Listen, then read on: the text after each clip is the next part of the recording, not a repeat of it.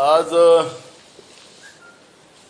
पक्षांतर विरोधी कायद्याअंतर्गत जो गेल्या अनेक महिन्यापासून म्हणजेच 9 महिने माननीय कोर्टात आणि गेल्या 7 महिन्यापासून विधानसभा अध्यक्षाकडे शिवसेना फुटीच्या नंतर जो वाद निर्माण झालेला होता त्याच्यावरच आज एक विषयावर एक पूर्ण विराम देण्याचा प्रयत्न विधानसभा अध्यक्ष राहुल नार्वेकरांनी केलेला आहे। पण खऱ्या अर्थाने ते घटनात्मक आहे का हे आपण पाहिलं तर त्यांनी जो आज निकाल दिला 1999 ची जी घटना होती शिवसेनेची त्याच्यामध्ये काही बदल 2018 मध्ये जे उद्धव ठाकरे गटाने केलेला होता त्याला अमान्य करण्याचा एक आज निकालामधून आपल्याला निदर्शनास येते आहे। पण माझा प्रश्न या निमित्ताने एक असा आहे की मूळ शिवसेना ही 99 ची होती हे माननीय विधानसभा अध्यक्षांनी मान्य केले। त्याच्यानंतर ह्या निवडणुका झालेल्या आहेत। निवडणुकीमधून आमदार खासदार शिवसेनेचे निवडून आले। मग मूळ पक्ष हा जो होता त्या मूळ पक्षाला आपल्याला डावलताच येत नाही। माननीय सुप्रीम कोर्टाने जेव्हा हे प्रकरण माननीय विधानसभा अध्यक्षाकडे पाठवले त्याच्यामध्ये त्यांनी सांगितलं की आमदार आणि खासदार हे पक्ष नसतात। पक्ष हा पक्ष असतो आणि जे पक्षाने ठरवलेला प्रतोद जो आहे तोच तो प्रतोद असतो। त्याच्यामुळे सुनील प्रभू यांचं नाव माननीय सुप्रीम कोर्टाने त्या ठिकाणी त्यांच्या आदेशामध्ये स्पष्ट केलेलं होतं। पण आज विधानसभा अध्यक्षांनी जो निर्णय दिला तो घटनाबाह्य आहे असं म्हटलं तर वावगं ठरणार नाही। आणि खरं तर महाराष्ट्राच्या पुरोगामी विचाराला महाराष्ट्रातल्या लोकशाही परंपरेला हा काळीमा फासणारा होऊ शकतो। आणि खरं तर एंटी डिफेक्शन लॉ म्हणजे पक्षांतर विरोधी कायद्यामध्ये ज्यांनी पक्षविरोधी कारवाई केली शेड्यूल 10 प्रमाणे त्यांना पदातून त्या पदातूनच त्याला काढण्याचा अधिकार त्या कायद्यामध्ये आहे। आमदारकी त्याच्यामध्ये खासदारकी त्याच्यामध्ये रद्द व्हायला पाहिजे। पण आज आपण निकाल पाहिला की दोन्ही गटातले कुठलेही आमदार त्याच्यामध्ये निलंबित करण्यात आलेले नाहीत, त्यांना डिस्क्वालिफाय केलं गेलं नाहीत। याचाच अर्थ ही स्क्रिप्ट जी आहे ती गुजरातमधून लिहून आलेली होती काय असाही प्रश्न जनतेमध्ये आता सुरू झालेला आहे। आणि त्यामुळे महाराष्ट्राच्या लोकशाही परंपरेला एक प्रकारची काळीमा फासणारा हा निकाल आहे असं म्हटलं तर वावगं ठरणार नाही। पण आमचा अजूनही न्यायदेवतेवरचा विश्वास संपलेला नाही। हे प्रकरण पुन्हा माननीय सुप्रीम कोर्टात जाणार आणि माननीय सुप्रीम कोर्ट याच्यामध्ये शेड्यूल 10 प्रमाणे याच्यामध्ये योग्य कारवाई करेल अशी आमची अपेक्षा। सर हा निकाल जो आज आलेला आहे तो निकाल आपल्याला कुठेतरी अपेक्षित होता का किंवा नाही? मूळ प्रश्न अपेक्षित असणं नसणं आखरी ती घटनात्मक खुर्ची आहे ज्या ठिकाणी विधानसभा अध्यक्ष त्या खुर्चीवर बसलेले आहेत। आणि विधानसभा अध्यक्षपद हे पद निष्पक्षपातीचं असतं। संविधानिक व्यवस्थेला सांभाळूनच त्यांनी त्या ठिकाणी काम करायचं असतं। आज जे काही निकाल आले निकाल वाचल्यानंतर त्यांनीच त्याच्यातच सांगितलं की 2018 मध्ये काही जे सुधार उद्धव ठाकरे गटांनी मांडलेले होते ते सुधार मान्य निवडणूक आयोगाने मान्य केलेले नव्हते। बघ एक गोष्ट 1999 ची जी घटना शिवसेनेची होती त्याचे मूळ कोण होते तर मूळ उद्धव ठाकरेच होते। आजच्या निकालामध्ये आपण पाहिलं की त्यांनी सांगितलं की मूळ पक्ष आज जो आहे तो एकनाथ शिंदेंचा आहे। अशा पद्धतीचं माननीय विधानसभा अध्यक्षांनी निर्णय दिलेला आहे. याचाच अर्थ या निर्णयामध्ये आपण स्पष्टता पाहिली आणि कायदेतज्ञ आणि माननीय सुप्रीम कोर्ट आम्ही मगाशी सांगितलं की न्याय देवता, कारण की आम्हाला कोणाची बाजू घ्यायची नाही आहे. काँग्रेस पक्षाची भूमिका स्पष्ट आहे की याच्यामध्ये कोणाची बाजू घेण्याचं कारण नाही. याच्यामध्ये संविधानिक व्यवस्थेच्या आधारावर, कारण की अशा पद्धतीनं झालं समजा तर लोकशाही संपून जाईल. लोकशाहीच्या मार्गाने जन्माला आलेली पक्ष संपून जातील आणि त्याच्यामुळे ही पक्षीय व्यवस्था ही संपवण्याची एक जी परंपरा बीजेपीने सुरू केलेली आहे त्याचे परिणाम भविष्यात बीजेपीला भोगावं लागणार आहे.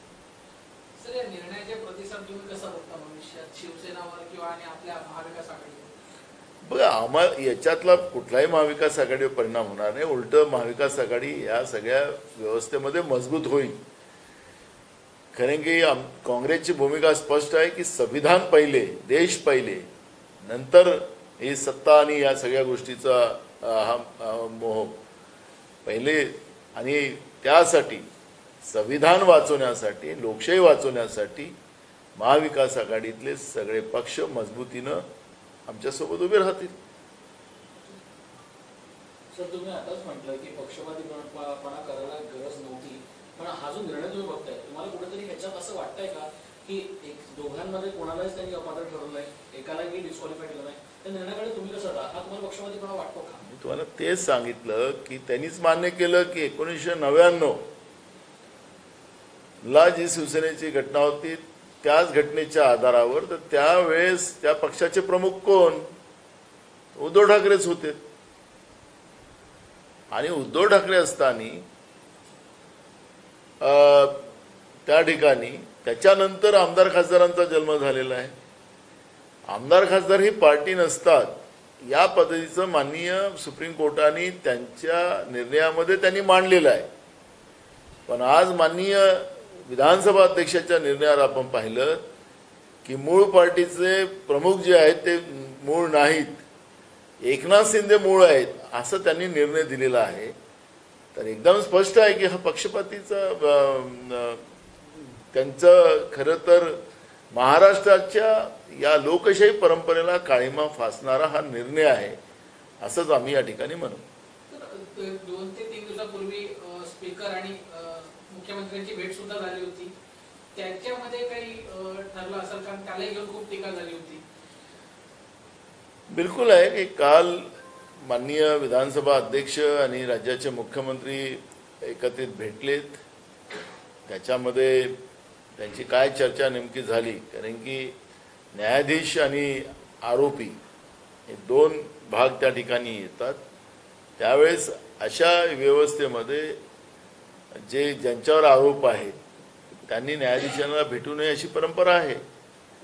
पण काल महाराष्ट्रातल्या या घडामोडी ज्या आपण राजकीय पाहिल्यात, तर विधानसभेचे अध्यक्ष आणि राज्याचे मुख्यमंत्री ज्यांच्यावर आरोप आहेत त्यांनी पक्ष फोडण्याचे, ते एकत्रित होते. याचाच अर्थ संगनमत झालं काय, अशा पद्धतीचा आरोप काल आपण माध्यमाच्या माध्यमातून जनतेच्या कौलमध्ये सुद्धा बघत होतो.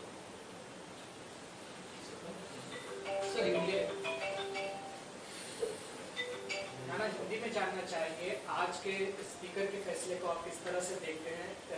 राहुल नार्वेकर ने डिसाइड अपने जजमेंट में बता दिया है कि रियल शिवसेना जो है वो एकनाथ शिंदे की है.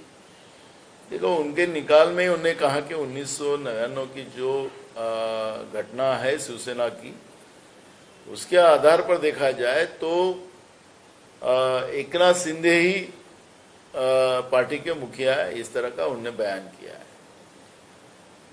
2018 का जो बदलाव लाया गया था वो माननीय चुनाव आयोग ने उसको एक्सेप्ट नहीं किया और इसलिए और उसमें साइन भी नहीं थी. इस तरह का उनके बयान में अपने को, उनके आदेश में अपन देख रहे हैं. तो मेरा सवाल है कि उस 99 में भी उसके मुखिया ठाकरे जी थे. अब जब ठाकरे जी जब थे उसी के माध्यम से इनको टिकट मिली, ये आमदार, ये विधायक बने, ये सांसद बने, ये मंत्री बने. और माननीय सुप्रीम कोर्ट ने उसमें कहा भी है कि विधायक, मंत्री या सांसद ये पार्टी नहीं होती, पार्टी पार्टी होती है, और उसमें एक बयान में माननीय सुप्रीम कोर्ट के आदेश में एक बात देखा होगा कि माननीय सुप्रीम कोर्ट ने कहा कि जो प्रतोत सुनील प्रभु को जो बनाया गया था वो वही सही है और वही उसी का व्हिप लागू होगा। लेकिन आज के आदेश में आप देखते हो कि गोगावले को स्पीकर ने प्रतोत दिखाया है।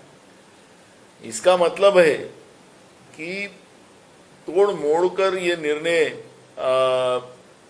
माननीय विधानसभा अध्यक्ष ने दिया। इसकी स्क्रिप्ट दिल्ली से गुजरात लॉबी से बन के आई थी क्या, ये प्रश्न महाराष्ट्र की जनता के सामने आया है। महाराष्ट्र में कभी भी संवैधानिक व्यवस्था को कभी भी अपमानित किया गया नहीं। ये पहली बार महाराष्ट्र के इतिहास में ये आज का दिन काला दिन महाराष्ट्र के लिए संवैधानिक व्यवस्था का बना हुआ है। और ऐसे समय में ऐसा निर्णय आना जो शेड्यूल 10 के विरोध में है, क्योंकि ये घटनात्मक व्यवस्था को ओवररूल करना, ये सबसे बड़ा दोष आज विधानसभा अध्यक्ष के निर्णय पे अपने को देखने मिलता है। तो इस निर्णय में निश्चित रूप से पक्षपात हुआ है और शिवसेना पार्टी एकनाथ शिंदे की है ये दिखाकर, और प्रतोत गोगावले है ये दिखाकर माननीय विधानसभा अध्यक्ष ने निर्णय को किस तरह से उलटफेर किया है इसका अंदाज सबको आता है। हमारा माननीय सुप्रीम कोर्ट को, न्याय व्यवस्था के ऊपर हमारा विश्वास है। ये प्रकरण माननीय सुप्रीम कोर्ट में जाएगा और इसमें बिल्कुल संवैधानिक व्यवस्था को बचाने का काम माननीय सुप्रीम कोर्ट जी करेंगे, ये हमारी उम्मीद है। सर, इतने दिनों से फैसले को डिले किया जा रहा था, आरोप लग रहे थे स्पीकर पर, भारतीय जनता पार्टी पर, और फैसला अचानक उनके विरुद्ध ही आया, उद्धव ठाकरे गुट के। तो क्या पहले से ये फैसला अपेक्षित था? मैंने जब भी कहा कि ये दिल्ली में बैठी हुई सरकार और गुजरात लॉबी का ही स्क्रिप्ट पढ़ा गया है क्या, ये अब लोगों के मन में ये बात आ रही है, स्वाभाविक है, क्योंकि ये संवैधानिक व्यवस्था को लेकर यह निर्णय नहीं हुआ है। इसी के परिणाम बीजेपी को महाराष्ट्र में नहीं पूरे देश में भुगतना पड़ेगा, क्योंकि संवैधानिक ढांचे को अगर डैमेज करने का काम जो बीजेपी बार बार कर रही है, लोकतांत्रिक व्यवस्था में चुन के आई हुई सरकारों को भ्रष्टाचार के माध्यम से डराकर कैसे डिमोलिश किया जाता है, वो भी महाराष्ट्र की नहीं पूरे देश की जनता ने देखा है। तो हमें लगता है कि ये जो निर्णय है 7 महीने विधानसभा अध्यक्ष ने उसको निर्णय देने के लिए लेट किया गया। माननीय सुप्रीम कोर्ट ने एक बार नहीं दो बार नहीं 3 बार माननीय विधानसभा अध्यक्ष को फटकारा, तब यह आज की तारीख निकली। नहीं तो पूरे समय पास करने की भी भूमिका माननीय विधानसभा अध्यक्ष की थी। क्या बीजेपी का दबाव उनके ऊपर था, ये भी सवाल उठता था। और जो आज निर्णय हुआ है वो संवैधानिक आधार पर नहीं है, ये हमारा मत है और पूरे राज्य और देश की जनता का भी मत है। और ये सोची समझी चाल है और ये बीजेपी को इसके परिणाम महाराष्ट्र में और देश में भुगतने पड़ेंगे। सर, आने वाले चुनाव में इस फैसले का असर आप किस तरह से देखते हैं, दोनों ही पार्टियों पर और साथ ही महाविकास आघाड़ी? बिल्कुल, महाविकास आघाड़ी को कोई फर्क नहीं पड़ेगा इससे, और हमारी और मजबूती बढ़ेगी और जनता भी हमारे साथ खड़ी होगी कि ये संवैधानिक व्यवस्था को जो खत्म करना चाहती बीजेपी और उनके साथ ये जो लोग जुड़े हुए, और इसलिए इनको परिणाम उसको भुगतना पड़ेगा। महाविकास आघाड़ी को उसके फायदे आपको महाराष्ट्र में नहीं तो देश में देखने मिलेंगे। ये